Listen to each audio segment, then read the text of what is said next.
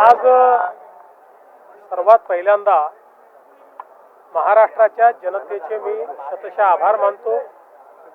मागच्या वर्षी आजच्याच दिवशी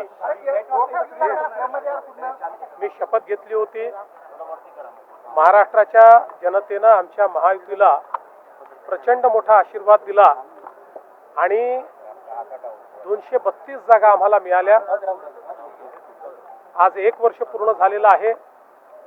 या 1 वर्षामध्ये महाराष्ट्राच्या जनतेला विकासाच्या मार्गाने नेण्याचा प्रयत्न आम्ही केलेला आहे। महाराष्ट्राचं प्रशासन हे एका इन्स्टिट्यूशन सारखं बिल्ड करण्याचा आम्ही प्रयत्न केलाय।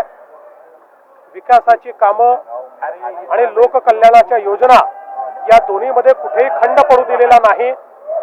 सगळ्या लाडक्या बहिणीची योजना असेल, त्या ठिकाणी शेतकऱ्यांना जी काही मुफ्त ऊर्जा देण्याचा विषय असेल, या सगळ्या गोष्टी आम्ही केलेल्या आहेत।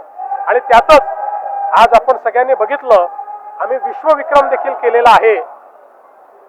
सौर कृषी पंपांमध्ये जी शेतकऱ्यांची लाईफलाईन आहे, शेतीची लाईफलाईन आहे, आज आपण एका महिन्यामध्ये 45,911 पंप लावून गिनीज बुक ऑफ वर्ल्ड रेकॉर्डमध्ये गेलो आहे।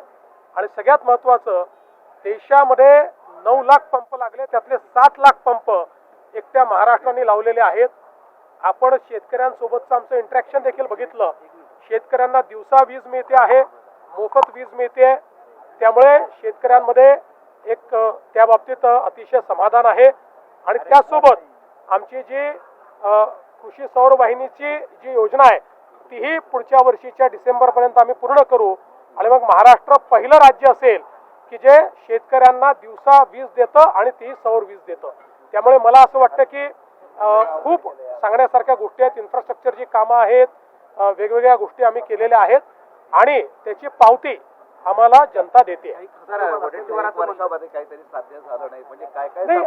असं नाही आहे, तुम्ही तसं जर मला विचाराल ना, तर मला रात्री झोप याकरता येत नाही की मला खूप गोष्टी दिसतात, हे करायचं राहिलं, ते करायचं राहिलं, अशा अनेक गोष्टी आहेत। कारण 1 वर्षाचा काळ हा काही मोठा होत नाही, त्यामुळे निश्चितपणे खंत नाही आहे, पण एक मला असं वाटतं की उत्सुकता आहे किंवा एक अशी भावना आहे की बाबा अनेक गोष्टी आता करायच्या, त्या आम्ही करू। वडेट्टीवार असं म्हणतायत की श्वेतपत्रिका काढा, म्हणजे 1 वर्षाच्या कामाची श्वेतपत्रिका। कोण?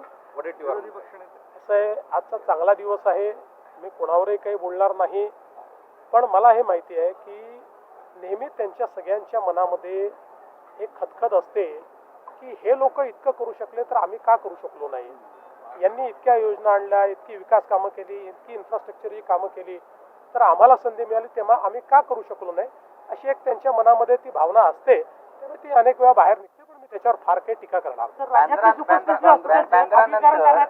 नंतर जी युनियन आहे त्यात शिवसेना आणि भाजपाची आता वरळीमध्ये तणाव सुरू आहे, हॉटेलमध्ये शिवसैनिक वगैरे घुसलेत, अशी मोठा राडा सुरू आहे सध्या। मला काही याबद्दल कल्पना नाही, मी जरूर कल्पना घेईल, पण युनियन काढायचा सगळ्यांना अधिकार आहे, प्रत्येकाने युनियन काढावी, पण कुठल्याही युनियनने कुठल्याही हॉटेलमध्ये किंवा जिथे युनियन आहे तिथे राडा करणं मात्र हे मान्य नाही। ते कोणाची असो, राडा मी होऊ देणार नाही, त्यावर कारवाई होईल। युनियन कशाकरता काढायची, तर कामगारांच्या हिताकरता काढायची, पण त्या ठिकाणी जर आस्थापना बंद करणे, तिथे राडा करणे असं होत असेल तर त्याच्यावर कारवाई होईल। राज्यातल्या सुपर स्पेशालिटी हॉस्पिटलचं खासगीकरण केलं जाते, पीपीपी केली जाते। आपण विरोधी पक्षात असताना सांगितलं होतं की मराठवाडा रिझर्वातलं सरकारनं चालवलं पाहिजे, पण आता खासगीकरण कशासाठी केलं जाते? कोणी केलं, कुठलं केलं?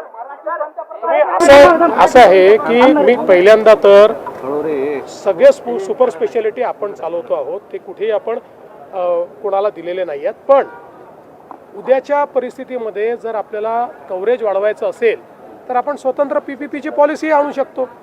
याचा अर्थ काही आपले सरकारी कोणाला देऊन टाकायचे असं नाही आहे, काही पीपीपी तत्वावर देखील तयार होतील। मुळातला प्रश्न काय आहे, क्वालिटी हेल्थकेअर उभी राहिली पाहिजे आणि त्याच्यामध्ये सर्वसामान्य माणसाला मोफत आपल्या महात्मा फुले जनआरोग्य योजनेतनं उपचार मिळाला पाहिजे। या 2 गोष्टींकडे आपण लक्ष दिलं पाहिजे। त्यामुळे असं काही खासगीकरण वगैरे कुठलंही नाही आहे। 1 वर्ष पूर्ण झालंय आणि पृथ्वीराज चव्हाण म्हणतायत की मराठी पंतप्रधान या ठिकाणी पाहायला नाही, बाबांना अनेक वेळा अशी स्वप्न पडतात वेगवेगळ्या प्रकारची, पण मी तुम्हाला एक सांगतो, आपण हे लक्षात ठेवा, या देशाचे प्रधानमंत्री माननीय नरेंद्र मोदीजी अतिशय उत्तम काम करत आहेत.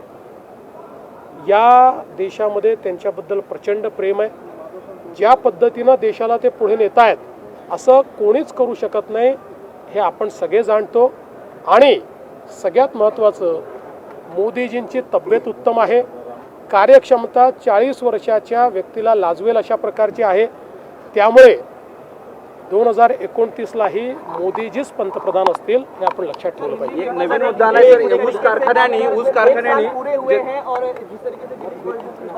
कि आज मुझे बहुत खुशी है कि हमारी सरकार को 1 साल पूरा हुआ है. महाराष्ट्र की जनता का मैं बहुत बहुत आभार व्यक्त करता हूं.